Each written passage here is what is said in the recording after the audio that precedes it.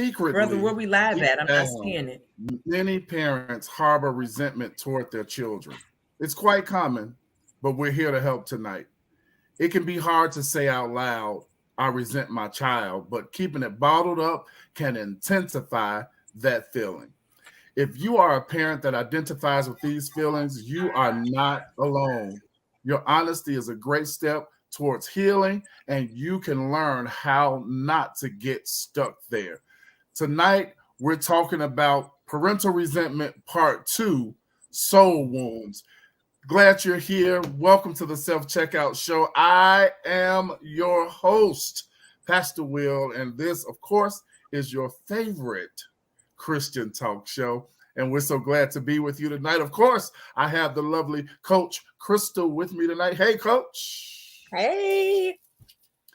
And we have Dr. Nancy back with us tonight. Hey, Dr. Nancy. And okay, you unmute yourself, lady. Hello. And I'm over here working my little system so I can see everything.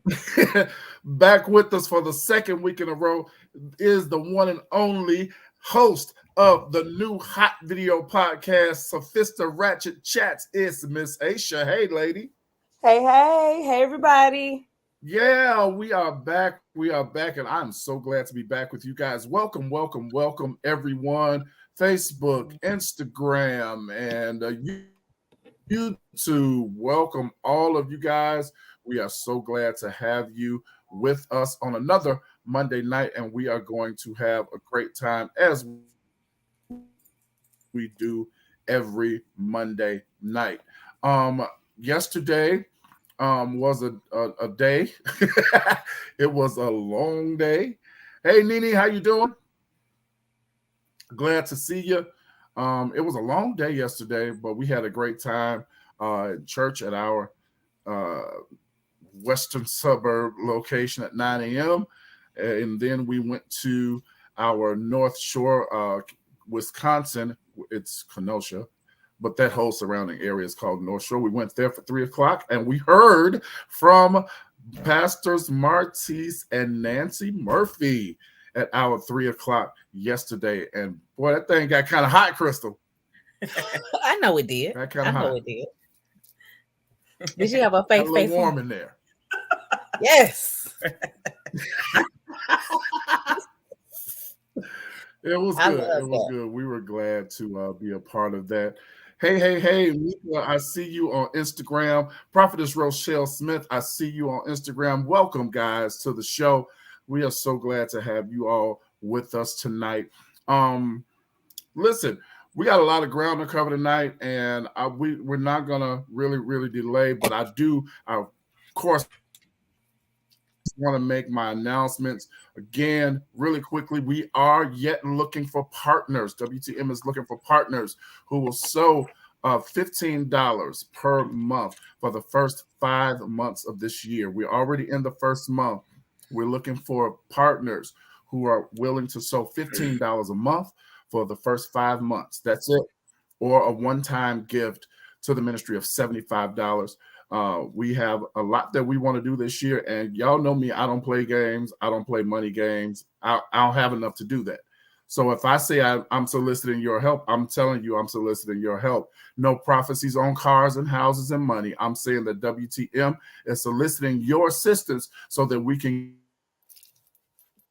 get ministry done in 2024. And there are some of you who have already come through and said, yes, I will partner with the $15 a month. We had one young lady send her whole $75 gift. She said, here's mine for the 5 months. And we appreciate everything that you guys do for the ministry. We want to thank you for that.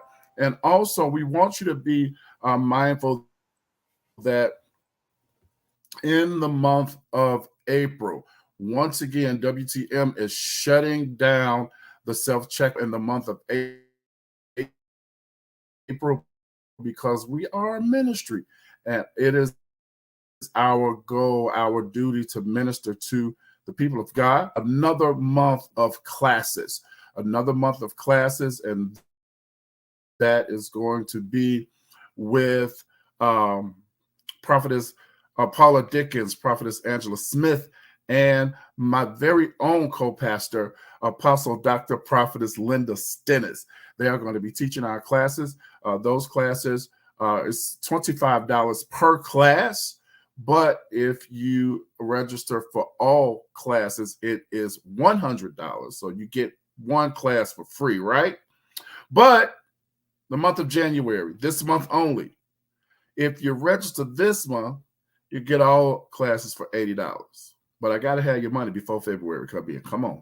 We're not doing the IOUs this time around. Praise our God. We're not doing it. I got you. We're not doing that. We need to be integral people. All right. So let's get that taken care of. Support the ministry, support the self-checkout show. We appreciate everything that you guys do. Now, last week, ladies, whoa. Last week was a lot. It was a lot. Katrina, good evening. Welcome. Thank you for joining us. It was a lot. And I typically don't go back to watch the replays sometimes. And let me tell you why. Because I don't know if this is any of y'all out there. I don't like the sound of my own voice when I hear it back. So I kind of just stay away from it. But Aisha, I was shocked, surprised. I was pleasantly surprised at the number of people who were honest and said, I still, as an adult, hold resentment against my parents for whatever reason.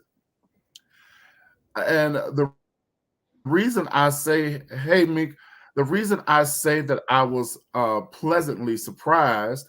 Good evening, Denise. Glad to have you with us. Welcome. The reason I say that is because Coach and Dr. Nancy, I feel like it takes a lot of courage to say something like that, to say, to be honest and say, I am still angry with my mom or my dad because of this or because of how they treated me. Last week we shared, Nene shared, and I'm glad she's back with us tonight, that she still harbors resentment against her. I believe it was her mom, because she felt like she was treated differently because she was darker than her sibling. And that's a real thing. That's a real thing. People shared that they are still angry with their parents for various reasons last week, and I was looking, and I was shocked, to say the least. But I think that it was refreshing and a relief for some of them to get that off of their chest, because some people don't have anybody to talk to. Some people just let things happen in their lives. Lady Kamisha, good evening. Yeah, I'm kind of recapping right now. We're going to pick up where we left off last week. Some people don't have anybody to talk to. They don't have anybody to get that off of their chest. They hold on to these feelings, and down the years, it breeds resentment and bitterness and anger, and in some cases, hatred.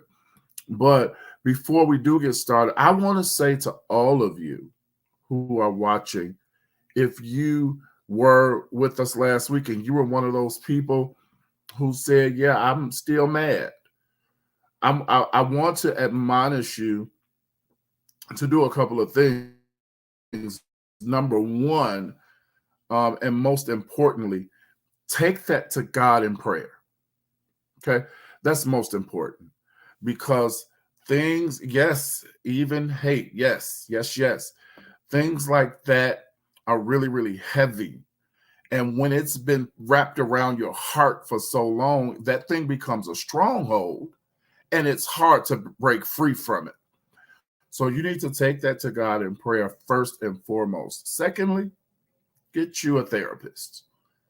And it's nothing, we say it all the time on this show, ain't nothing wrong with having Jesus and a therapist. Come on, I got both. Praise God, I got both.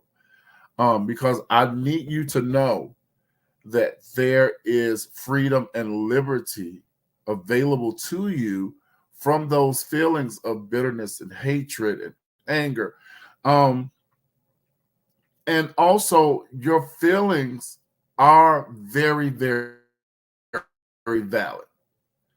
Don't let anybody tell you that they are not valid, because they are. You own the right to feel the way that you feel. Nobody can express your feelings but you. Nobody gets to tell you, oh, you shouldn't feel like that, because no, you don't get to tell me that. I experienced this, I lived this, and it brings this feeling out of me. And for some people, Dr. Nancy, they cannot shake that feeling, some for 30, 40, 50 years. And we talked, and I want to start right here. We talked last week about when you are a certain age. We hit on it last week. If something happened to me in my household, if my parents fought all the time or whatever, and it broke my heart or whatever the case may be, or if I was abused physically, mentally, verbally, sexually. Mama Claudia Simmons, I'm so glad to see you. So glad to see you. Welcome to the show. I think at the time, at the age that we are broken, I think if that child never gets healed, you can be 45 years old and still feel the feeling of that 6-year-old child. Can we talk about that for a second, Dr. Nancy? Of course, our childhood, and I think that we all agree on this, our childhoods shape our adult lives.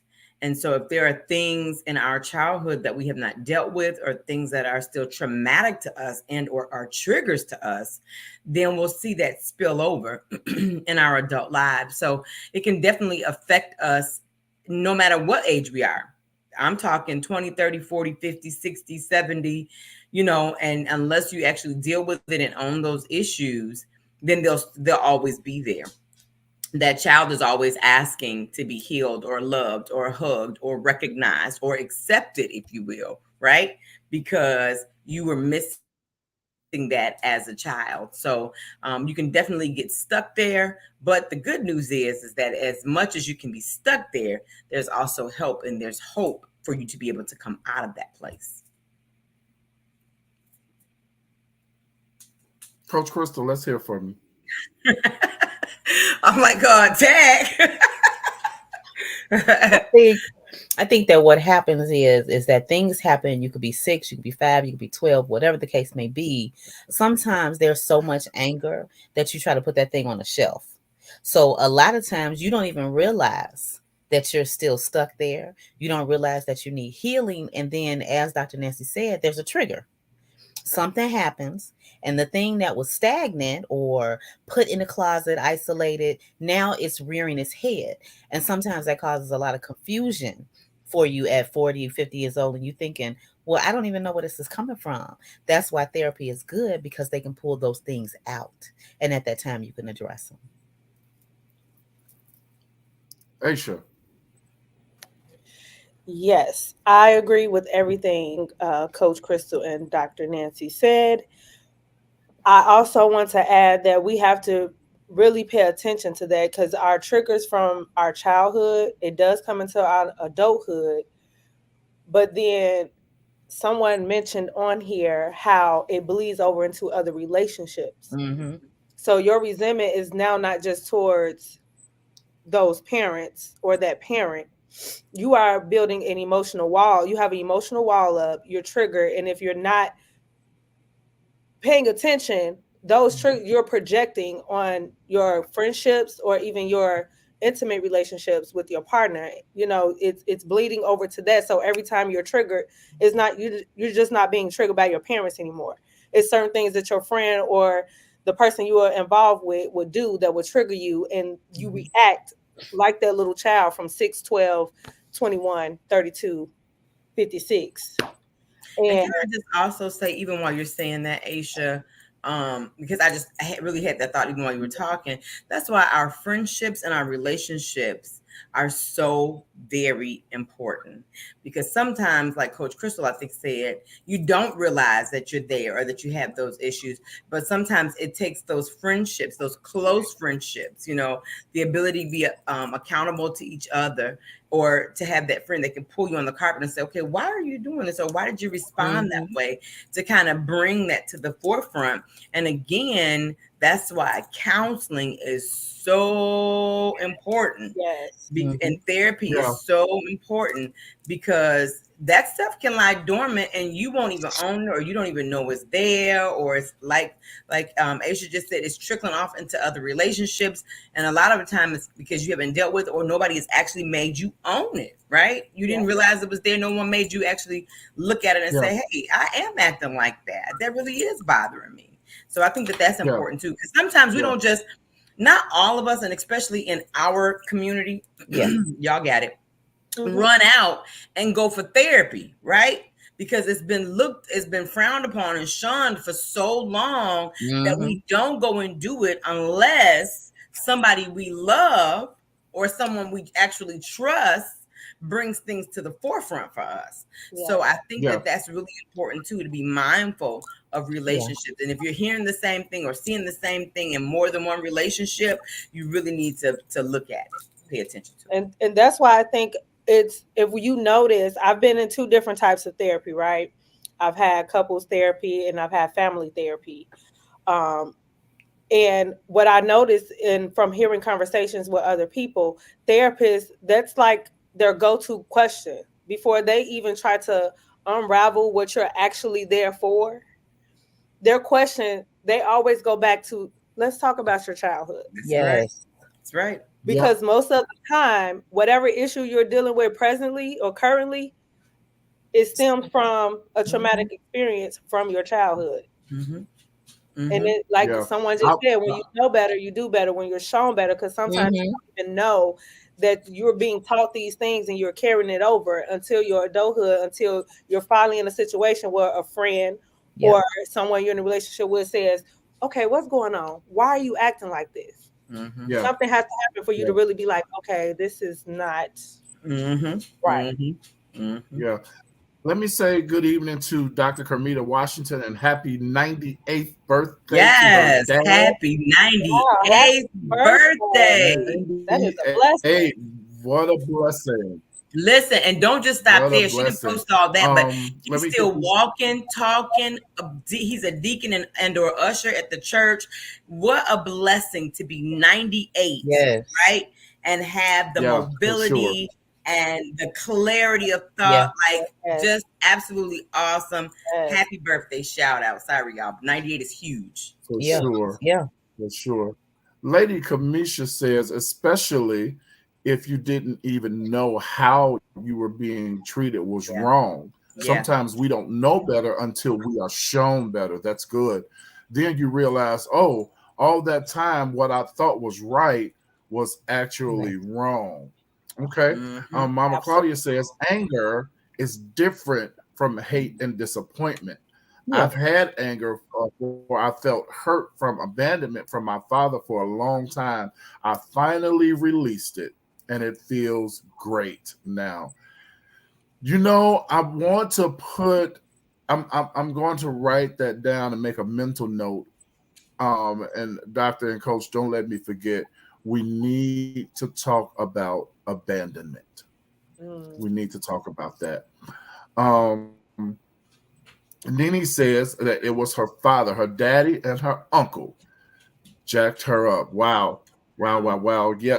So we need to really, and again, I can't thank you all enough for sharing your stories with us and being honest about what happened to you.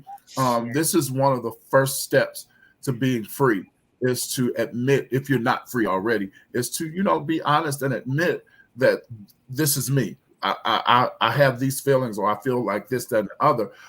Thank you, Dr. Carmita. Okay.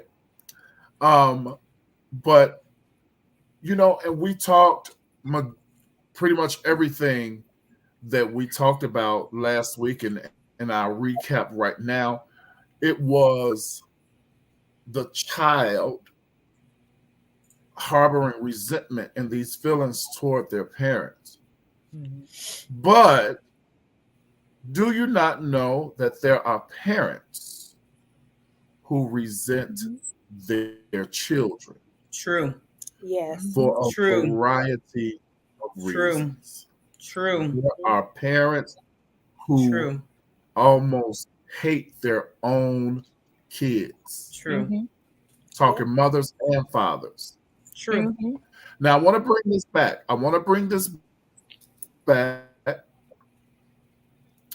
The definition of resentment. I want to bring that back so we all can look at this. It is a feeling of anger because you have been forced to accept something that you do not like. Now, I've been researching. Mika says she's seen it and it's heartbreaking. Absolutely. I've been researching, guys, and I have found the top 4 reasons that parents resent their children. And we're going to couple all this together. And before I give you those 4, we're going to take them one by one. I want to also say, and it took my pastors yesterday to say this to me, that when these types of things happen, they not only affect you mentally and emotionally, but it also affects you spiritually. And there is nothing worse than when you have a wound to your soul. Woo. Nothing worse. Yeah. I have some cuts here and there. I've had stitches, I've had staples. And they all healed. However, I still possess the scars that I can visibly see that reminds me of the battle that I was in. Okay? But what happens when the wounds are internal? What happens when, and it's again, like we talking, ladies, it's the wound of a 10-year-old that still bleeds and they're 40, right? So these types of things that we are dealing with tonight, it needs to be dealt with spiritually, because therapy is good. It's great.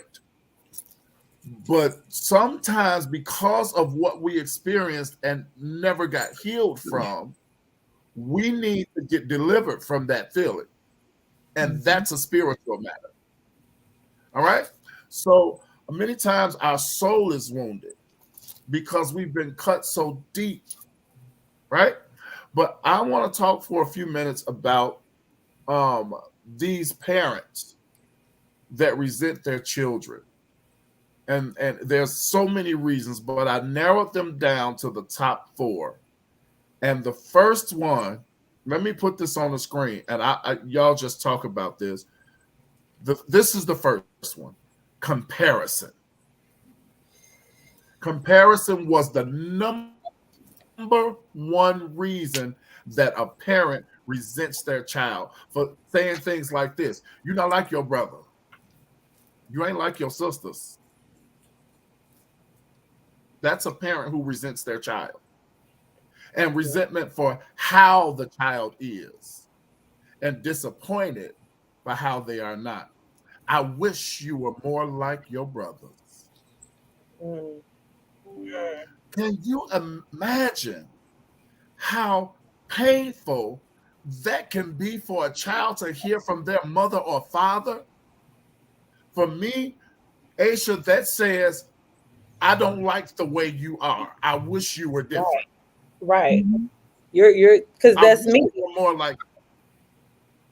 Come on, Yeah. talk about it. That's your personality. When I'm saying that's me, that's like that's who I am. You're basically you don't like anything about my character, my personality, my accomplishments, my goals that I've already achieved, which whatever age I am. To hear that, even to hear, even if they don't get into detail, just saying you're the worst child I had. You the child that's giving me the worst problems. I never had to deal with this with none of your other brothers and sisters. Like that is all of that is comparing because each child is different. And we touched on this last week about there's no favorites because we talked about favorites. Every child is different. They Mhm. need to be loved different. They need to be treated or Mhm. disciplined differently. So Mhm. no child is the same, regardless. They all could be raised in the same household, but that don't mean they're going to turn out exactly the same. They all are going to form their own their own personality. That is very hurtful. Yeah, that's all I got with that one. That's deep. I think comparison stems from more than just you saying you're different than the other. There's either you learned it, somebody told you this, and that's what you're now carrying on. You didn't know how to break, the curse, or there's something tied to those other kids that you want that you didn't get in the other kids. They can have different fathers, they Mm-hmm. can have different mothers. Uh, that you could have had a plan for them that they didn't agree with, and I'm gonna do it this way. So now you going against me. But the other two, or the other one, he didn't do that. Well, let's put that in context. The other one might have just figured out who you were and just said, I'm gonna do it this way, I'm gonna keep it satisfied, and then when I get grown, I'm gonna get out and I'm gonna do whatever. But now you're the child that says, I don't want to do that. So Yeah. there are, in the words of Dr. Nancy, layers. It's not just Mm-hmm. I'm comparing the two of you. There's so much more that's behind that that's causing them to do that. I agree with that, but can we at least say that it is hurtful, It is, no whatever the matter reason is. Yes. what end of the spectrum it is, to say to your own child, I wish you were more like him, But let or me I but wish you were more like her. let's think about this though. We know it's hurtful. We're not denying that. The Right. child is hurt. But you also have to take into consideration the person that's doing the hurting. Mm-hmm. We cannot just say, well, the child is hurt, so you need to do better, because it's more to that person. Mm-hmm. You have to So be I'm able to gonna put say this back. what's going on with you. Yeah. Mm-hmm. Mm-hmm. That's So got to be healed first. I'm putting And this that's back why on the screen. Yep, that's why I really put that up there. Hurt people hurt people. No matter what relationship, a relationship is a relationship, whether it's husband and wife, boyfriend and girlfriend, parent to child. If you've been hurt, 9 times out of 10, and studies show that you hurt the closest thing to you because you're hurting. And most times, the closest things to you, when you go to hurt that, they don't always leave you. They stay, right? A parent that's strong on drugs, their child loves them no matter what, and they're not going anywhere. And if you come in there and try to take them, whether they're small or big, they're fighting for themselves and their parent. Yes. But again, there are layers, just like Crystal was saying. And so that hurt parent who has not, like we said, top of the show, who maybe has not identified the trauma, has not gotten the help and the assistance that they need to be able to deal with it.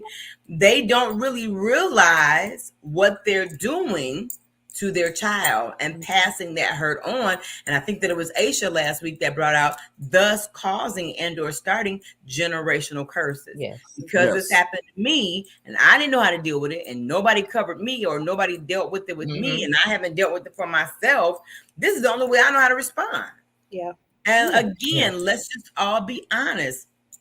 Parents does not come with a manual. Yes, people have written books that have enough sense to know that, but every child is different. Every parent is different. We do the best we can, and guess what? We parent from the way we were parented. Yeah. Yep. We parent from the way we were parented, and then we tweak a few things, but for the most part, we do what we were taught. The And so that's where a lot of it is coming from. Patrina says that is so true. I was wounded by my mother having issues with my dad and how close we were. And once he passed, my wound began to heal due to me getting mature in my faith and dealing with my mother for who she is and praying for her. And kudos to you, Patrina, for that. It's a slippery slope, as they say. Especially when it comes to the passing of a loved one or a parent. I noticed that she said that once her dad passed away, the healing started. Mm-hmm. That I think it's some more to unpack right there. Yeah. Mm-hmm. I was looking at that but too. That's her story. So yeah. I think that's kind of heavy right there. Once her dad passed away, she said my wound began to heal. Yeah. Wow. Okay. That's what my mind went. All right, Patrina. Thank you for that. Like, he thinking the way I think. I'm like, so if her father did not pass, how would that issue? That's what I'm thinking. When would the healing would have taken place? Not saying she gets used. You know, it would not have. He was the wound. He was the wound. He was the wound. So her relationship with her mom would have still been strained if he was still here.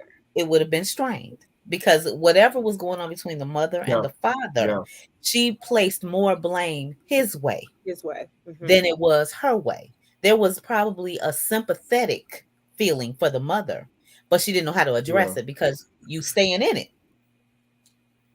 Yeah. John says, I know it's fictional, but Drusilla's mother, Lily Bell, resented her because she never wanted to have more kids after having Olivia. Was a great storyline from The Young and the Restless. And do you not know that is one of the those reasons I found that we do a forum. We're not gonna get that one, but that was one of them. Okay. Either I never wanted kids or I only wanted one. What's a lot to unpack that? That is a lot to unpack. That's a lot.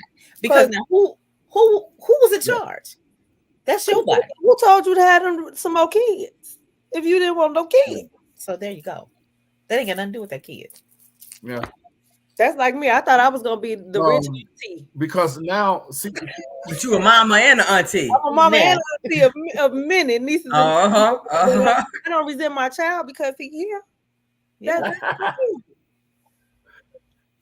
Because man, when you say, you know, that I only wanted one child, then you end up having another one that you low-key didn't want, but you didn't take the necessary precautions to not have it. Exactly. Then you have these people that end up blaming the child when the child didn't do nothing. Right. They didn't ask to be here. What's so sad is when that happens, hey, I'm gonna have this one kid, I'm not having no more, I'm not doing this. You're gonna miss the blessing in the second kid. Because that's a blessing in that. It's a reason that kid is here. So, you know. Hey, Marie, glad to see you tonight. Glad to see you tonight. Women hate taking accountability for their wombs. Wow. Yeah, I was reading that because that's really what it is. Take accountability for your choices. No child asked to be here. They are a blessing, but no child asked to be here. And as my mama said, they didn't get here by spit. So listen. Who fault? Who? You had a whole setup to get that kid. Okay. Look at this. Yep. John said, I was an accident. LOL, just kidding. My parents thought their sixth child would be a girl and be their last, and here I come. I can relate. My mom did when my mom and dad got married. They had my sister, and we're 5 years apart. My mom, they did not plan to have another child, and here I come, and she thought I was gonna be a boy. Well, And surprise, here you go. surprise. Right. Surprise, Right, yeah. surprise. As far as I know, she ain't resenting me because I bring her so much laughter and joy. Oh Lord. So either way it goes, and you all that are listening, if this is you, don't ever, ever make your child feel like they are a mistake. Ever. Don't ever do that. And don't show resentment to your child because they don't mimic their sibling. Mm-hmm. These are, they're siblings, but they are individuals who have their own personalities, their own lives. And I'm going to move on to number 2, but one of the stories that I read in regards to comparison, it was a very sad story of a 17-year-old who, thank God, unsuccessfully tried to commit suicide because his mother, he said, hated him because he was gay and his brother was not. And they praised the straight brother, and she dogged him out because he was a gay and he would never be nothing, blah, blah, blah, all of that. And that led him to attempt to commit suicide. The best thing that came from this story was that after the failed suicide attempt, it took that for his mother to really realize, wait, I do love my child. Well, no, I disagree. So she always loved her child. Let me just interject. She loved her child. There are layers even to that. You know, we're living in a society and in a world where we are still grasping and learning how to deal with that lifestyle, if you will. And I don't want to be disrespectful to anyone, but you know, so for a parent who, in most of our households, we believe in, you know, boy, girl, and boys being with women, girls being with men. You know, when your child comes to you and says, listen, this is who I am, it's a whole lot going on now. Now you gotta figure all that. So it's not necessarily that they're wanting to compare them. It's just all kind of now coming out. So we got to deal with it all. We got to deal with now how I feel, how to accept this, now how to, you know, what did I do wrong? There's some guilt. There are some layers there. So that story really has my heart because that child didn't understand, and then neither did the parents. Yeah. So well, we done said for everybody involved in that one. Parenting doesn't come with a handbook, and if it was one, that chapter is not in it. It's not in it. So and when that child decided to take his life or attempt suicide, then it shook everybody. Like, you know, I love you. What are you doing? Like, you know, but even sometimes they have to verbalize that in the midst, you know, now she's responding to the suicide, not so much as the lifestyle. So now we still have some stuff we have to deal with. You still have to deal with the root of the issue. Like you said, it's layers. You still have to deal with the root of that issue because, okay, now, thank God that the attempt failed. But if your son still wants to live this kind of lifestyle, what are you going to do? And I agree with what you're saying. I think she loved her son.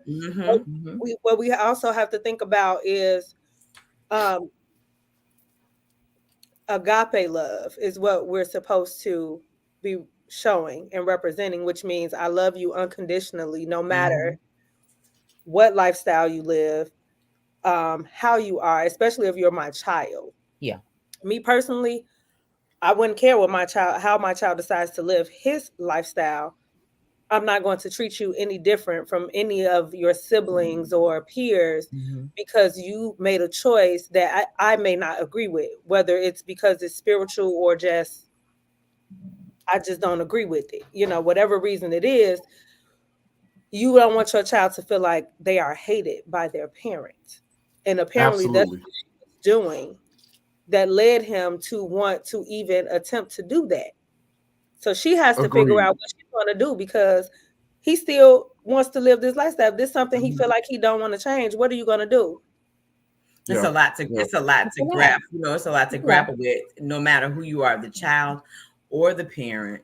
And that's why I said even there are even layers to that, because you said I think you said he was a 17-year-old young man. So now 17. like, prior to that, I'm sure mom and dad, or my thought would be that mom and dad, loved their child and was doing what, raising the child or whatever. And then now at 17, you say this, and so that's when you start saying, well, why aren't you like your brother? And they may not have meant it offensively, but the question was like, well, your brother likes girls, so why don't you like girls? Or what's happening here? We raised y'all the same. And so, layers. But to even raise another layer, I feel like, I'm not going to say 9 times out of 10, I'm not going to say this is how it should be. He showed some type of behavior that led them to that path. Now you're going to either say, well, maybe, even if you're just talking to your husband, hey, yeah, what you think? Hey, or you're going to live in denial. Well, if you accept denial, when he does actually come and say, you know what? Because in his mind, he probably thinking, they might. And then you say it, and now you in shock. What you shocked for? Now, I know that it's heavy because you have kids and you want your kids to be a specific way, right? It doesn't always turn out that way, but you have a baseline. You got a base that you want. Or it's a girl, she's gonna grow up and marry a man. It's a man, she's gonna grow up and marry a woman. He's gonna grow up and marry a woman. When things start to change and people are pulled out of the familiar, that's where the issue starts. I do agree that she they have to own it. Like now I have to own it. And I gotta walk around with it. And I have to say, I have to acknowledge it. Yeah. That's not be ashamed and not be ashamed of your child. When that happens, the person on the end that's saying, now I'm coming out, this is what I want you to this is how I want you to feel. They have an expectation that you're just supposed to say, okay. But there's a process that your parent has to go through before they get to, you know what? This is your life. I'm going to love you no matter what. Now, some parents might say, hey, keep me out of that. You just keep that over there when you come up here. You have to set up some boundaries and give, an explanation of how you want to deal with it. But it's not going to just be cut and dry. Hey, this is what I am. Oh, okay, cool. Y'all want to go to dinner? It's not going to be that. Right. Patrina said, I don't make comparison with mine, but I did realize one needed a little more than the other. And that's how I operate, because no matter what we teach, they are all wired differently. And it's true. Even though they're siblings, they're wired differently. So that's absolutely true. Everything has layers, but parenting needs more accountability. Loving unconditionally is key. Absolutely. And that's a mic drop right there. Yeah. Loving unconditionally is key. Unconditional love. Unconditional love is behavior. Again, while I agree with that, I also still see a gray line in there. And I'm going to say a gray line because if I don't know better, it's a learned behavior. It's a learned behavior. So while we're saying that's another thing. While we're saying it needs more accountability, I mean, heck, I'm a child care provider. So let me put that out there. Yeah. Parents need to be taught how to be parents. Yeah. Like seriously, like this year alone, you all know it's been brutal outside. We've got so many viruses happening. Got to a point where I had to literally tell my parents, your child cannot come to my daycare if they are not properly dressed. And I'm talking undershirts and coats and scarves. And so now that's parenting accountability. But sometimes some parents, this is new age. I'm an old school parent, y'all. So I still believe in underwear, undershirts, long johns, all that stuff. But some parents don't do that now. They just put the t-shirt on them and the pants and send them on out the house, or the onesie on them. And God, these new baby carriers, y'all, come on, Aisha, you younger than me. Your kids, these new baby carriers, you just put the little top over them and ain't no snowsuit on under the baby, no coat on the baby. What we talking here?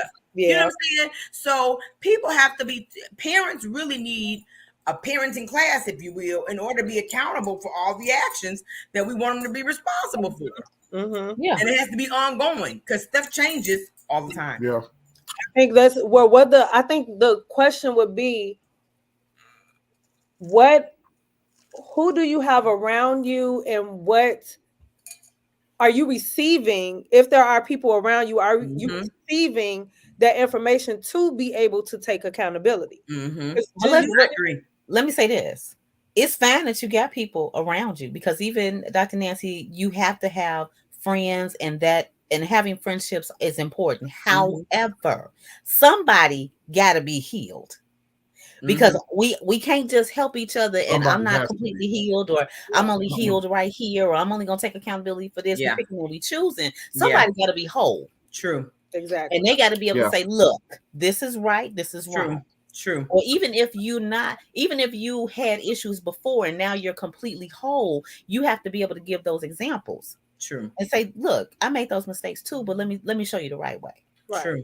So Yeah. like that Yeah. situation with what we're talking about with the son and the mother, and that's in that particular situation, I feel like if it got all the way to the point where a suicide was attempted, there had to have been conversations way before that between the son and his mother.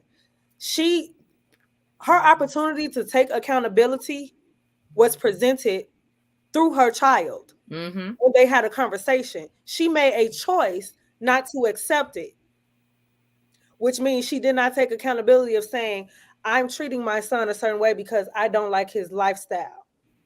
She didn't accept that. She didn't take accountability of that. And it led to all this drastic event that had to happen for her to finally have that discussion with him. So that's what I mean by, like, when was this presented?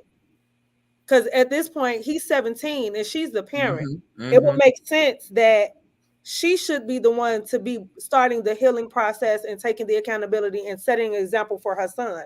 But it didn't go that way. It So- didn't go that way. Didn't go that way. Yeah. I will dig that story up. It was maybe Wednesday, Thursday. I read it while I was at work. I'll find it and I will share that with you all. So yes, comparison was the number one reason that parents resent their children. Here's the second one, and I couldn't wait to get to this one because we hit on it a little bit last week, and Coach Crystal talked about it just a tad bit tonight. And it's this: some resent their children because of who the other parent is. That's the decision you In made. this case, in this case, we were talking about when you have multiple children by multiple different people. So See, the problem with this, Layers. Come on with it. Because they got some layers on this one too. the first one is Mm-hmm. you chose who you had your kids You with. chose that. That's Yes. the top of the line. Mhm. Number two is that you have your own specific feelings about what prior to this kid. You have your own specific feelings about what happened in that relationship and how you're so hurt, and now you're deflecting it onto the kid. You don't want to take accountability that the relationship didn't work out for whatever the reason was. So now everything is on this kid. Well, you look just like him and you act like him and you this and you that, but you over here with this other kid because that's the man you really wanted to be with. So you're gonna treat them like they a queen or a king. Yeah. And guess what? The man you don't like, he come get his kid. He A pays lot child of times support. that happens when the mom isn't getting what she wants, maybe from the dad, like he's not doing visitation or he's not paying his child support, or and the other dad is doing it, but so it's a lot. The whole mess, yes. It's a lot. Or you got one baby dad, just like you said, a lot. Doing, and then you got the one baby father who say, I'm only taking care of my kid and I'm responsible for that other kid. Look, it could go on and on and on and on with that. Yeah. Hey Sam, how are you? Glad to have you with us tonight. Hey, Sam. So and this right here, we have a lot of blended families now. We hear that term more so now than ever. Blended families, and oh God, I can't remember who it was, but I was talking to somebody. Maybe it was on this show, Yes, but it I was agree. So a matter of, oh, they treat these kids like this, but they treat my kids like, you know what? That was Charlotte. That was Charlotte who had that issue where The grandmother. all the however many kids it is, Mhm. grandparents were treating a certain set of grandchildren this way and treating another set of children a different way. Well, I'll buy grandkids 1, 2, and 3. They get $400, $500 Christmas gifts, Mhm. but your kids maybe $50. That's I mean, generational. you know, that's that type of generational. thing. That's too much, huh? That's too No, much? that's All right. generational. Because back in the day, that's what it was. Yep. That's what it was. I didn't tell you to marry that man. I told you to marry this man. So anything that is manifested or birthed from this, you can have it. That's generational. but we have to Oh, remember I hate too, that. because So a that's lot of so times, cringy you to know, me. I'm in a whole It's crazy. blended family It's crazy. situation myself, but you know, we have to remember too that a lot of times we get the husband and wife. I'm trying to pick my words, y'all. We blend, right? Yeah. We want the children to blend, but you have to remember that the other family, the extended family, technically they have choices. They don't have to blend necessarily. Mhm. You would like for them to all blend, but they don't necessarily have to blend because you chose to blend. Yeah. So we have to be careful about how we set it up, and we just have to be mindful of explaining that not only to our children, but to our other family members as well. I know families, and my husband and I have counseled families where the oldest has one father and the youngest has another father, or the youngest 2 or 3 have a different father. Grandparents may do for the oldest, and you got to remember mom and daddy sides, because Crystal, when you wave your hands, I thought about your mom is of course going to do for both yours, but they don't necessarily mean that the daddies and their families are going to do the same for the both of them. So y'all, here we go again. I got lucky. You got to lucky. Right, and I'm not necessarily running a bus over thing, but you got to remember that parents, cousins, grandparents, not parents but grandparents, cousins, aunties, uncles, they have to kind of figure out how to fall in line and whether or not they want to fall in line, and we can't necessarily make them. That's why the family is so important. The immediate family is so important. Mm-hmm. Yeah, I think if everybody, and I want to specify. Go ahead. I'm sorry. I was just going to say, if the immediate family is on the same page, the rest of the family will have no choice but to fall in line, because if we're a unit and we're in agreement that this is us, everybody's going to have to accept that this is us. If they don't like it, we love you, but I think, Aisha, what we're talking about is, like, let's just say, for example, you and your husband are married. You have a set of kids. He has a set of kids. Your mom buys for your children, but she doesn't necessarily buy for these children. Or the father, his parents buy for his children. Then them parents typically are going, unless they just decide to extend. You know what I'm saying? It's tricky sometimes, y'all. Let's just be honest. Blended families are tricky and hard to blend. That's why they stay. My position here, though, with that is that I don't forget the grandparents, forget everybody else. I'm specifically speaking of that mother and that father. I'm saying that it is not okay, 0%, to show partiality or treat any one of them children any differently if they live in your house. That's how maybe I'm wrong. Maybe I'm speaking out of turn because I don't have children. And that goes back to the accountability of the parents, like you're saying. Goes back to the accountability, because that's a conversation you all have got to sit down and have. And you've got to be mature enough to be able to recognize and or identify if that is happening. And if that is happening, then guess what? The two adults should not be together. Well, let's go back a little bit further, because there were signs of that. I'm a true believer in it, based, on history. If you were together, and I have a daughter, he has a son, we get together, and things are uneasy in that grouping, where I go to the ice cream counter, I buy something for my daughter. Oh, well, he wanted one too. Oh, well, I didn't realize. Or one time, okay, it might have been an accident, but consistency prior to you getting married, it's consistency. If it's consistent, you should see that it's a pattern. It was there. Yep. And what you told yourself was, it'll be okay. Everything will come together, instead of addressing it. Yes. Mm-hmm. Mm-hmm. I need to get some of these comments. Zoe says the parents should not resent in that position, but the way the child was conceived could have been traumatic, and the child is a trigger like rape. I just want to let that sit with you for a second. I'm gonna move on, and I gotta come back to that one. I have to come back to that one, because actually that one is number 3. I'm gonna come back to that, Zoe. Very good point. Oh, hey, sister. Apostle Felicia Oliver is here with us. Hey, sis, Zoe. Apostle Felicia Oliver is here with us tonight. She said that's on the parents. And then she said no parent should allow someone to separate their children. That's right. And that's 100 right there. Nene said, don't even get me started on that mess. Okay? All right. Yolanda Christmas, welcome to the show. Thank you for being here with us tonight. And Tabby is here with us. Welcome, hey, Tabby. She said, tuning in late.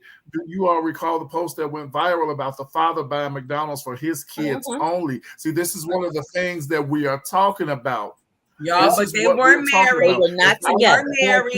They weren't married. They were married. His children. Yep. And he was not responsible. Now, the mother was responsible for saying, that's right. I'm gonna need you to get it for all the kids if you're gonna bring it. I don't mind you bringing it. Here goes some extra money.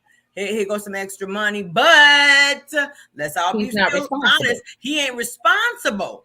Right. He's not responsible. The right thing to do, I guess we can say, or there it is right there. The considerable thing to do would have been just to buy all the kids something to eat. But again, we don't know this man's circumstance. He might not have been able to afford. Yeah. Just his kids. No. Take care of his responsibility. Coach Crystal, I can't take that. Let me say this. Like I have always said, people put expectations on people, and they don't know nothing about it. That's right. They don't know nothing about it. That's right. He got one kid over there, and I'm just sorry. He got one kid over there. That's the only kid he's responsible for. He's responsible for his child. He don't do none of it. Exactly. And you're not gonna take advantage of me. That's right. And because the mama decided to have all these babies by all these different men, it's not his responsibility. Then what you need to do is, when I call and I say I'm going to McDonald's, you need to get the other 6 on the phone and tell them to go to McDonald's too. Cash at me some money, and then I can pick up everybody some McDonald's. I mean, let's be real. Wait a minute. Hear me out here. You mean to tell me if this man goes out with his one child and his girlfriend's or wife's 3 children, and he only buys his baby a Happy Meal, that's okay? Same situation. There, you talking about a relationship. Right. This man was a BD. A boyfriend. A baby dad. At another house, probably his child McDonald's, and then buy none of them other kids that wasn't his. Expectation on me. You're not going to do it. Yeah. But if me and you, because if that medication, he may as well have been paying child support for everybody. And my child support check comes to the mama for the children that father birthed or had or is the father for, not for all the kids in the house. We don't live together. I ain't responsible. Now, I was going to say what Dr. Nancy said, that to me, that would make a difference. If they were in a relationship and or living together, you're not about to come in my house and only food for your child that's is yours when you live in this house with me and the rest of these kids. You're not going to do that. But if you just a baby daddy, like I said, it would be nice for you to do that. but he didn't have to. It's not He his did not have to. That's not his responsibility. And she at should have all. We gotta did stop, like Crystal said, we gotta said. stop putting these expectations on people, and that's what's wrong with everybody That's what's today. wrong. They have all these extra expectations because you go out and have 6 kids by 6 baby daddies. But You you ain't calling expecting them the for same Only thing. one No, doing that's his not what job. happened. You was ratchet, not them. You was ratchet. Yep. Tell them I said it. Tell them. So now you have to decide you're gonna get yourself up and go get everybody McDonald's, DoorDash it, or you're gonna send him Cash App or Mhm. Zelle so he Mhm. can get everybody some and bring it in if he don't mind. But we can't put the responsibility on him. Absolutely Not on not. him. That's It something is what it we is. but not on him. way, And that's just in the boyfriend and girlfriend. Either That's the baby way. daddy. That's not in a marriage or a Right. relationship that's headed that, engaged Right. or whatever. Right. Then when that stuff happens in that type of situation, like I said earlier, that's when you cut that thing right on off. Because like Well, Aisha said conversation earlier, that we you're had. not gonna treat my children like this. That's Mhm. right. and Cut it either off, or a way, serious conversation has to be had. let's take a moment to just imagine how the left out child feels, Mm-hmm. right? So now y'all right. This got to be a whole conversation because I'm sorry, I don't care. I just don't, and I'm not going to change my stance on this. If you got 2 kids with you, one of them yours, one of them not yours, and y'all in a restaurant and you only buy one something to eat, you're a bum to me. I'm sorry. Well, we I in don't agreement care. with that. We Yeah. in agreement with that. I'm so sorry. The situation was like the baby Um, daddy was like, he had his child with him. He bought his child some McDonald's and dropped him off at home. Yeah. The baby mama was mad that he dropped the child off at home with McDonald's, but didn't buy enough for the other child that wasn't his that's at home with her. And not only did she do that, she gave him the McDonald's back and told him that it couldn't come in the house. So now you got an upset kid Mm-hmm. while we You got considering the upset feelings kid, of the you got an child. upset parent. And this is why it matters for all you grown-ups out there that's not married, that's Please. doing your thing. You gotta be You gotta be what they say, mindful. you have to weigh the cost of what could be, because Yes. this could be you if That's right. you have let's just say if the man you with already got a kid and now you have one. Mm-hmm. You got to be careful with that, because if y'all not married, this is a possibility. This could happen to your child. Yes. All right. Yes. And then you ready to go off on him because he's not taking care of your child. And it's true.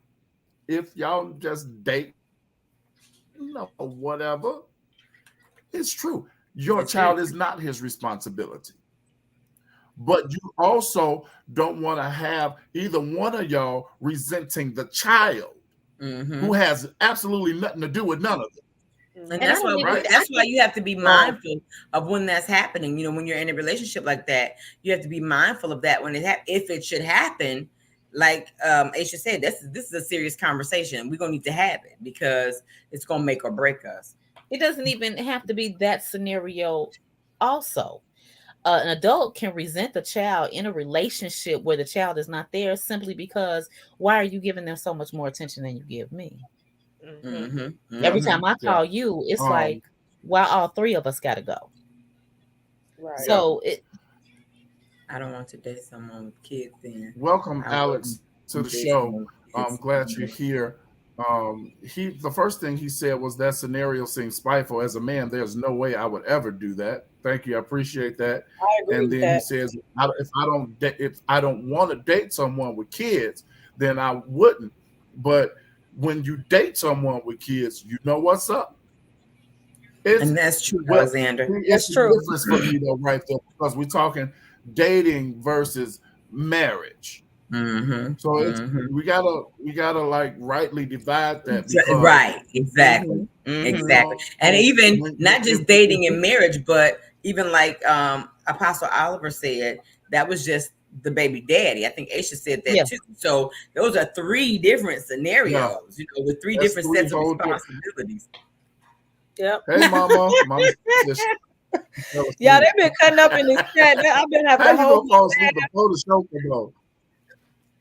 They've been cutting up in here. Mama said she didn't fell asleep. Fell They said asleep. we sound like we at the View at the table at the View. They cut up. We got a little heated. We got a little heated. You know, we got a little up. I love it though. It's good conversation. It's a healthy debate. It's definitely helpful. Adults don't leave absolutely. a trail of hurt Adults children. don't leave a trail of hurt children. It's petty, silly, and just don't date each other. You talking good, sir. Katrina says, I have a blended family. My husband's daughter been my daughter since I started dating him. See, that it don't get no better than that. But the truth of the matter is, go ahead, Aisha. I'm sorry, we lagging. It sounds like I keep cutting you off. I'm sorry. But back to the dating thing, that's what Alexander said about dating.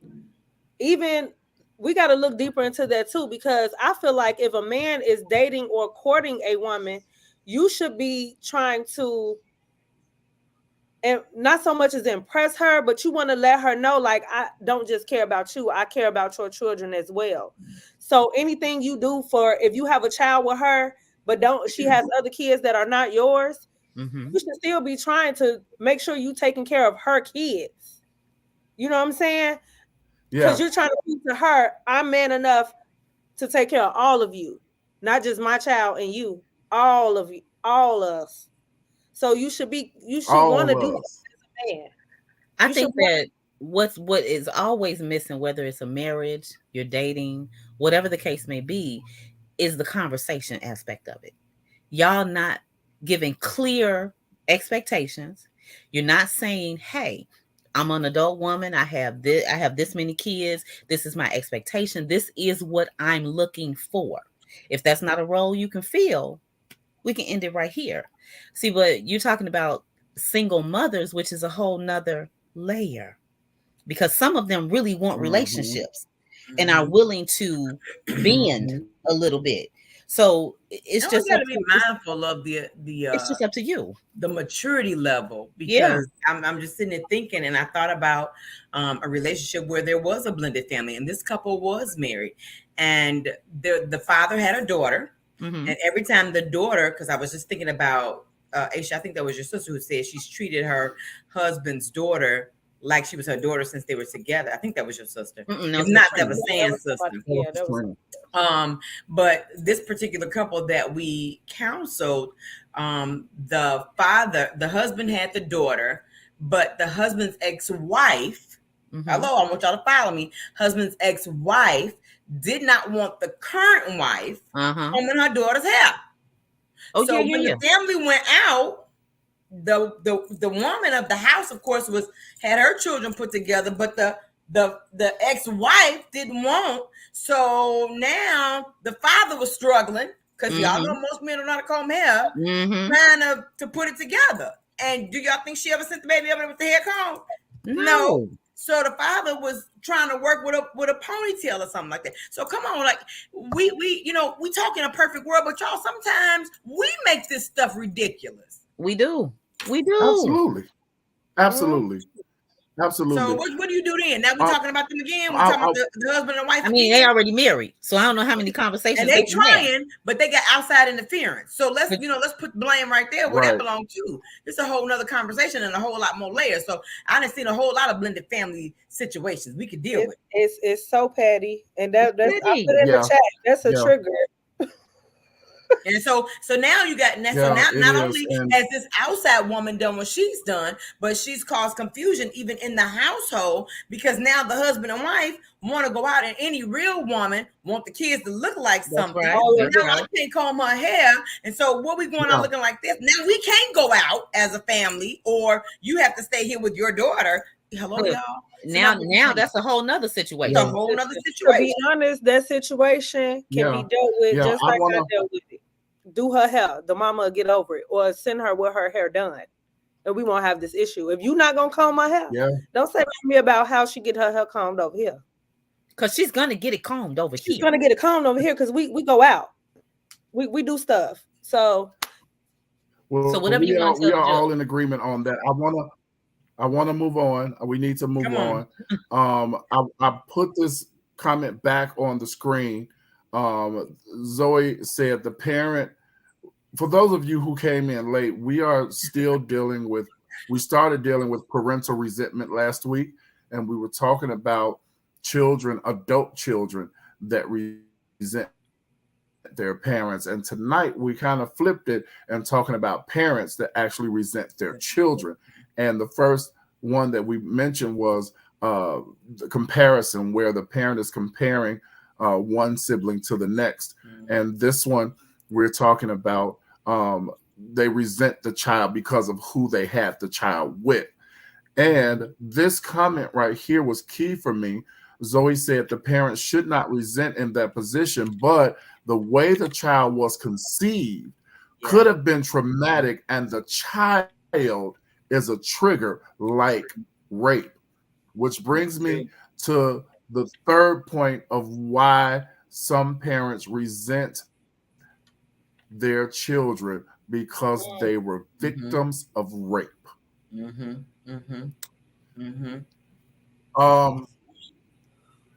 One of Tyler Perry's plays, I can't think of the name of it, but it was the one with Mei Lee. Was it the family reunion? And It's no, I forget the name of it. I Can Do Bad All By Myself. Is that the one it was? Okay. It was the play, and they had, you know how dramatic Tyler Perry is with his plays and stuff. And one point in that play, Mei Lee had a child, and the child was disrespectful, and she wouldn't, she didn't talk. She talked to her mama any kind of way, and all of that. And Madea was like, "Why are you treating that child like that?" And it came out that Mei Lee was a victim of rape, and her mother, when she was 11 years old, used to put perfume on her and makeup on her and basically sell her to men. And she got pregnant at 11 years old, and excuse me, and ended up with this child. And she said in the play, she said, "I treat her like that because every time I look at her, I think about him." She said that. Yep. She resented her own child because of the way she was conceived. Not that she hated the baby, she didn't hate her, but there was resentment there. Remember what resentment means. It's a feeling of anger because you've been forced to accept something that you do not like. She had no other choice but to accept the fact that this baby is mine. And I'm angry because I'm forced to deal with this. But the reason that I'm forced to deal with it, or the why of why I'm forced to deal with it, is because I was raped. And every time I look at this child, it reminds me of the traumatic experience that I had. Not that I don't love the child, but I have resentment there. Aisha, let's unpack this one right here. That is a lot. Going back to our word, layers. Because at the end of the day, again, did not ask to be here, regardless of the circumstance. It was not a good one, but that child is being treated a certain way because of an event that happened that they had no clue of. This was before they was even thought of. So what that parent has to do is, you got to heal. You have to go through that process. You have to face the traumatic experience, accept that this has happened. This child is here. What am I going to do moving forward to make sure I love on this child and make sure that my child don't have to experience what I experienced, because I know how it feels. I want to give a shout out to Apostle Larry Taylor, and thank you for joining us. Hey, brother. Welcome. And at the end of the day, that's all I have. It's just the mama got to face and deal with her issues. Yeah. Because the child it's nothing for the child to do in that type of position. You know what I'm saying? It's nothing for the child.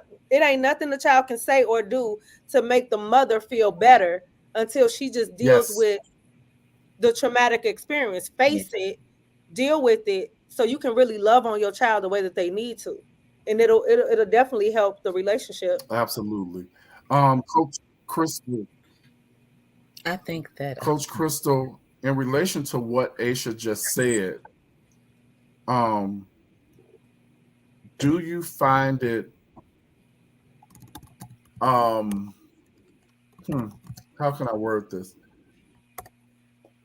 I'd never ever want to say that a parent does not love their child. Of course not, no matter how the child was conceived.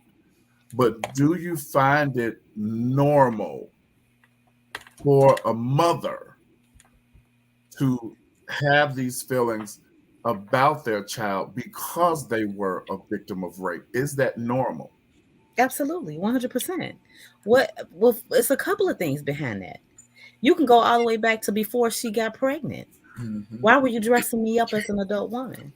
There's some layers there that Yeah. need to be healed first. Because even without the Van rape, said let's that. be honest, without the rape, what kind of parent would she have been? There was still going to be some toxicity there. So she has to address that aspect of it first, because she first has to find out this is not your fault. This had nothing, actually, this had nothing Yeah. to do with you. You Yeah. just happen to be collateral damage. And a baby was born out of that. So is it, she doesn't know any other mindset to think. She was 11 when she got pregnant, 11 when she got raped. She's only known one mindset through 11. She's not even an adult. She's still 11. Yeah. Trying to figure out Yeah. why my mommy doesn't love me unless. Why doesn't my mommy love me until she does this? This is how I have to prove it. So that's the mindset that she's in. And I can probably guarantee that if that child, her daughter, started to do the same things, trying to prove love, she'll ease up. Because in her mind, well, I did it. You can make it. You'll be all right. It's a lot to that. It's a lot. It's a lot. Dr. Nancy, give me your thoughts on that. I mean, that was a movie, but in real life, it does happen. In fact, I know someone who was raped, and she has raised her daughter, and they have a great relationship. But what I will tell you is that she had an amazing support system. And so she was able to work through it. You know, when someone is raped, that's very traumatic. And again, there are layers with that as well. That mom has a lot of decisions to make, you know, on having that baby and then getting the counseling and the therapy that she needs so that she can be whole, so that she can accept what has happened, so that she can deal with it and or get justice for the trauma, for the situation. And then even as such, it's going to take, you know, a village again to rally around her, because that child will technically always remind her of that time that she was hurt. That child will be a trigger. But that doesn't mean, it goes back to what you talked about earlier. That's definitely a soul wound. It's a natural wound, but it's also a soul wound. So that's something that would have to be dealt with both sides, twofold, both spiritually and naturally, in order for that child and that mother to be able to then walk out and be okay. Number 4, why parents resent their children. This is the last one for tonight, but this one kind of ticked me off a little bit. I'm going to tell you the truth. Let me put this on the screen. They stopped me from living my life.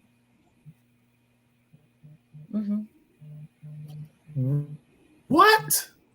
I think that goes back to what we all say. You so here's what I got to say about this. Your life. You did that.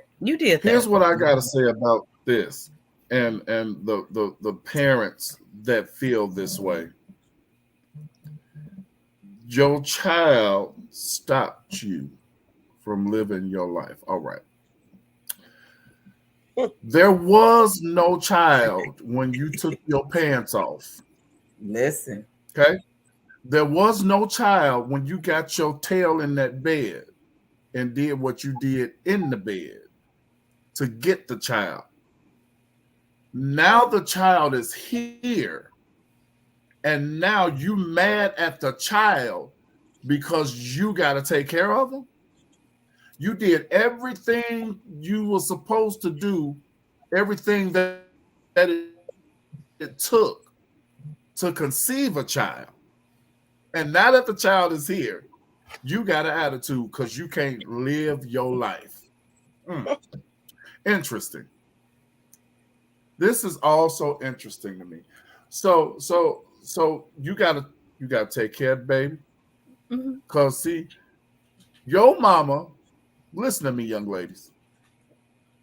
Your mama didn't have that baby. She had you. It's not your mama's responsibility to take care of your baby while you go out and chill. Not at all. I can't get nobody to say nothing to me in here tonight. That's all right. You cannot be upset with a child because they took your life from you. No, because Somebody you talk- didn't because count I'm up the talking, cost. man. You cannot be upset with the child because you didn't count up the cost. A lot of times, Hello. that's younger parents that are saying that because they, some of these young girls, again, who have not been taught and or trained, feel like if I have a baby, the baby's gonna love me, or I'm gonna have to, they think a baby is a doll. Well, A baby is a whole responsibility. Oh my God. Easy, especially if they are with parents that make it look easy. Yeah, Or if that's they good. have friends around them who feel like, and their friends are having children, and then so their parents are taking care of the baby. They feel like, oh shoot, my mama and daddy gonna do that too, or my mama gonna do that too. So then they gonna have a baby too, because that seems to be the end thing. But when your mama pull you back and be like, oh no, this is your baby, then you're looking like, what? I can't go out to the party. I can't. So, again, it's Well, let me say this. children are responsibilities. Let me say this. Say it. Earlene and Lurleen Didn't wasn't play. going. They wasn't going. No. Issa, I don't know your mama's name, but she wasn't. It wasn't nobody going. Antoinette wasn't having it, baby. However, what we gotta recognize, because this is like one of those, that number 4, I feel like it should have been number 1, but I also feel like it's something that came about with the younger generation. First of all, whoever this is, they grandmama took care of them. They mama didn't take care of them. So now I'm gonna have a baby, and I feel like, well, my grandmama took care of me, so grandma, here go your baby. I mean, you didn't raise me, so here go your baby to raise. And grandma say, baby, I'm at the same club you at. I'm not raising no baby. Ouch. That's what it is. I'm not raising no baby. And then let's also add something else to this. Y'all had these babies to keep these men, and them men wasn't never staying. They wasn't never staying. They wasn't never staying. Oh, that's So another it's a lot show. to it. That's right. It's a lot to it. They wasn't never They staying. wasn't never staying. Mm. First of all, that man told you not to have that baby. What you Zoe said? said, I tell my adult. So yeah. Zoe said, I tell my adult daughter all the time, don't have children. This is what Coach Crystal is talking about. Don't have children until you are no longer selfish and become selfless. Enjoy your selfish ways as long as you need. Yes. It's a long time. And it when comes you have with a no child, longer yours. You gotta be mature when you have a baby. Yeah. And if you ain't, you gotta have some mamas that's gonna help you hurry up and get there. Hurry up. That's Now, your baby. You know, me and That's Nancy. your responsibility. Look, me and Nancy in a window where we like, where them grandkids at? What? Ooh, Lord, I mean, now we're not rushing you. We want you to take your time. I'm rushing. She probably rushing. I'm not rushing you, but I'm just letting you know that you probably gonna have a lot of freedom messing with me. Come on. Oh, listen, do you hear You're me? gonna be free. I feel like that with my son though, because he's my only one. So however many grandkids he give me, they just gonna be with Gonna be me. right I there. only have one. So like true. I only have, but I was a teen mom. I had my son at 18. Okay. But although I was a young mother, I'm raised and I was surrounded by old school. Like my parents are old school. My whole family. I'm the youngest of 6 kids, so it was nothing but older people around me outside of my nieces and nephews. You know what I'm saying? I was always stuck in the middle. So luckily for me, I had a little outlet because I was the youngest. I had one child. All the rest of the kids was out of the house, really, except for me. So my parents only had to deal with my child. Mhm. And even when I moved, and my child stayed with me all the time, but it got to the point where my parents had to ask me to bring him over because they wanted to watch him. I feel like that's how you want it to get. Because my mama wasn't playing. Like when you have a child, don't expect no Christmas gifts no more because it's going to your baby now. You got a child now, so don't expect nothing. Like you grown Going and to you your got to be baby. mature about it. This is your child. You take care of your child. I was at every doctor's appointment. I had to make sure I care for the child. So I might have a babysitter when I needed it here and there. But responsibility, oh, that's yours. Yeah, I only had a babysitter for work and school. That's the only time I had a babysitter. Work. Well, honey, I had work and it school. great. I had William. I I was a young mama too. I had William at 20, and Crystal and I got dressed one night to go out. Crystal, remember? Ooh, baby, please. I have an old school mom. I had William at 20. I got dressed one night, and I put William to sleep. Ooh. Got dressed. Right We there, were you going think out. They still had Bennigan's. It was Yes. Bennigan's still out there then. Ooh. And Crystal and I had planned to go out. And Crystal came to pick me up. I was ready. The baby was in the room asleep, and I thought I was out the door. My mama said, "Oh no, ma'am." Hey. Where that baby at? Damn. Yeah, your baby down in that room in there. Did you forget? She said, Ooh, "Don't know that I'm was babysitting. It's work and school." That We don't have those kind of parents anymore. And I was one of those girls who thought because some of my friends had children and their mamas was watching them, man, I was gonna do the same. Well, it wasn't that easy for me, but I thank God for it. Will did slow me down. No, I'm playing. He did not slow you down. Yeah. And that happened to you, and you still turn around and open up a daycare? Girl. Baby, let me tell you something. This lady love kids, and maybe will be everywhere with us. Let's go. Come on, play and get stuff. Now, when I had S's, my mama said, "I'm not a babysitter. I'm not watching no kids. This is your baby. You and her daddy. That's who's responsible." But let me tell you what God will do. That baby got here. She wasn't mine. That kid do not belong to me. She was forever over here with her granny and her poppy. Saturday mornings, we on our way. We picking her up. Is she dressed? Did anybody? I want to go. Well, I mean, if you're not ready, that was their kid. And I gotta really say I was blessed because even when I had Tommy, I never had him. He was with his grandmother on the other side.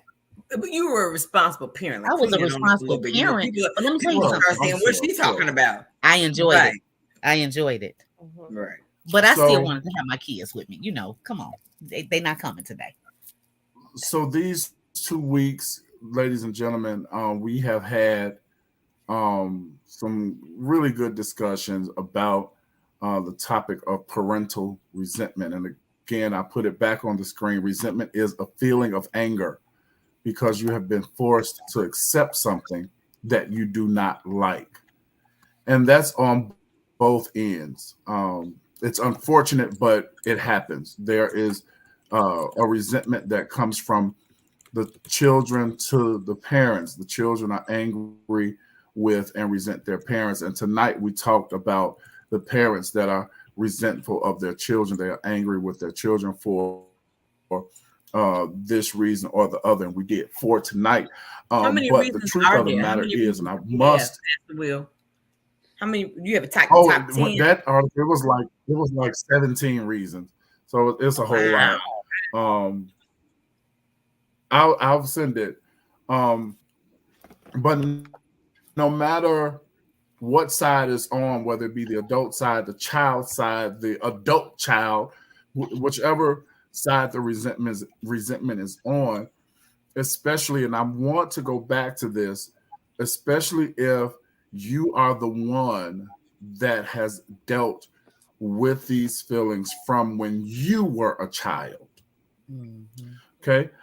It's important that you deal with your soul because this is more. I said this at the beginning of the show. This is more. Apostle Timothy Washington, I see you. Thank you for tuning in. This is more than just my feelings are hurt. This is more than just I'm mad at you. Yeah. Especially when you are a kid, Yeah. These things have a tendency to tamper with your soul, and it causes a wound. And these types of wounds, I said it last week. I did a conference a couple of years ago called The Scars No One Can See. This is what I'm talking about. These are wounds that are internal because you internalize what happens to you when you're a child. And many of you, I was one also until I had dealt with it some 20 something years later. But many of you have still not yet dealt with the pain, the hurt, the bitterness, the anger, the hatred that you have toward your parent or your child. And it's true. And I hate to say that it's true, but it is true. Some people hate their child or hate their parent. And that, my friends, should not be named among us as Christian people. Okay, because I do believe that I'm dealing with all Christian people. And if you are on here and you are not a Christian and would like to get to know Christ, I want you to know that you can reach out to either one of us and we'll get you right to him. Okay, but for the sake of saying this, for those of you who are saved, and because saved people deal with this stuff too. Okay, real life issues. But the good thing is we have some help, and I want to remind you that you have to be a person. We dealt with this for almost a whole month. You have to be one, no matter how hard it is, that is willing at some point. You have to be willing to forgive, but you can't get there until you deal with your soul wound. Your soul is wounded. You have to be able and willing to go to God in prayer and honesty. I was watching Dr. Juanita Bynum last night, and she said something that I kind of laughed at a little bit the way she was saying it, but I thought about it while I was just saying this to you, and it was true. You have to be so honest with God, like you have to talk to him like I would talk to one of y'all. You know, like, I'm kind of messed up right now. This ain't going right. I feel mad about this. You know, you can go to God that honest. All right. Good thing about it is he'll listen to you, and the best thing about it, he won't tell nobody. Huh? Come on. Hello. Your secret is safe with God. Whatever that is. If it's resentment, if it's what, I don't care what it is. I want you to know that your secrets are safe with God, whereas they may not be safe with your bestie. Your secret is safe with God. And deal with your soul wounds so that you can open your heart up to forgiveness. Mark 11:25 says, and whenever you stand praying, forgive if you have anything against anyone, so that your Father who is in heaven can also forgive you. Right? All right. Let me give you one more. And this one I really, really want you to pay attention to, because these soul wounds cause people to suffer in various ways. But once you deal with that wound, that hole in your soul, okay? 1 Peter 5:10 says, after you've suffered a while, all right, the God of all grace, who has called you to his eternal glory in Christ, will himself, he's going to do it himself for you. He's going to restore you. He's going to confirm you, strengthen you, and establish you. All of this is available to you. The Bible says after you've suffered, some of you have suffered long enough. Are you not tired of suffering? I know it happened a long time ago. I know the thought of it, the memory of it still pains you, still hurts you. You've been suffering for 30, 40 years. It's time to deal with your soul tonight. Before you lay yourself down in that bed, get on your knees and ask God, be honest, and ask God to deal with your soul, because you're ready for him to restore you, to confirm you, to strengthen you, and to establish you. You can't get that if your soul is messed up. Yes. And it's sad to say that many of us tonight, we've been talking about this for 2 weeks, many of us tonight are messed up because of something our parents did. Mm-hmm. Mhm. Mm-hmm. But it's time. I'm telling you, it's time to let it go. It's time to Yes. let it go. Yes. It's Oh, time to yeah. let it go. It's time for you to move on because, baby, there is a life for you to live and enjoy. It's so much enjoyment that you can have out of this life if you are willing to deal with your soul and get that devil up off of you and out of your heart and be willing to forgive and say, you know what? I ain't got time to hate this person no more. And some of these people, Dr. Nancy, Coach Crystal, Miss Aisha, some of these people that people are still hating are Mm-hmm. dead and gone, Come on. Yeah. Yep. and they still have hope in your heart to the grave. Mm-hmm. Oh, come on, get free tonight. Get free from that tonight. I'm telling you, as a minister of the gospel, you can be free from anything that is holding your heart hostage. You Yeah. can be free tonight. I want you to be free. It's my desire for you to be free. You can't really enjoy life like this. You That's right. can't. Mhm.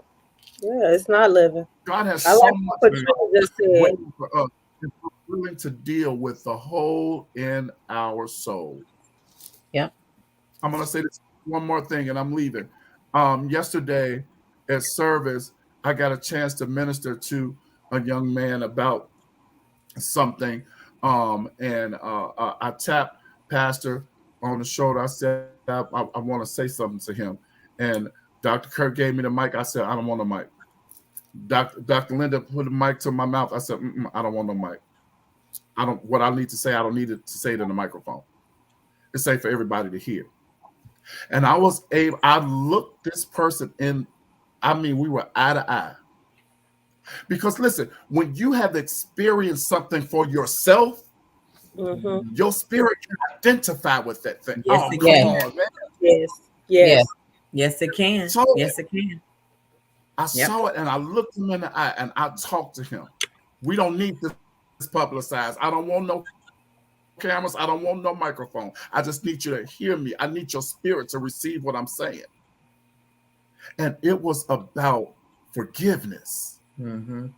Forgive them, that person who did this to you when you were a kid. Mm-hmm. And I'm telling some of you right now that's listening to me tonight, it's time for you to forgive that person that did whatever to you. If it's your mother, your father, whoever it was. I saw somebody earlier say, uncle messed me up. I need you to forgive that person for you, not for them. You got to forgive them for you. You got to do it Mm-hmm. because there is a life of fulfillment waiting for you. Yeah. Tonight, deal with the hole in your soul. Don't let the devil take you another day without dealing with it, especially if it's hatred, because you cannot go to heaven with hatred in your heart. And the way these days are today, baby, some people here today and they gone today. Yeah. Okay. So I really wanted to take time to minister that to you all because it's necessary. And too long we have let the devil win. But when you know better, you do better. You better. Okay. I love you. I love you all for real. Now I wanted to share that with you.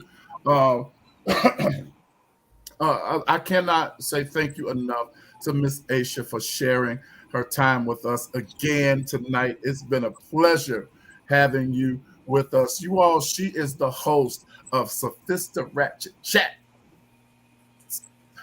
on YouTube Live. We're going to get us spread out a little bit more than YouTube. Yeah. We're going to get us spread out a few more places. I love all of you all the comments, and thank you. Instagram, thank you. YouTubers, thank you. Everybody, thank you. Listen, on next week, ladies, you all are going to have the night off next week because this new year, I want to deliver a word of encouragement. Say it again. We have met my birthday. Toot, toot. It is her birthday week. It's Dr. Nancy's birthday week. Next Monday night, I want to deliver a word of encouragement to my family that watch with us tonight. I'm going to give you 5 reasons that you cannot quit. Yeah. And I'm going to talk about that next Monday night at 7:00. I need you to meet me back here tonight. Listen, if there's anybody out here that desires to sow a seed into this ministry, do that tonight. Do that tonight, whatever it is. You might say, you know what, Taylor, you all right with me. Let me give you $3.50. Do that tonight. The Zelle and the Apple Pay and the Cash App is scrolling across your screen. Ladies and gentlemen, Dr. Nancy has had a birthday party every month for the last year, and this month is finally over. Praise our God. And this month is no different.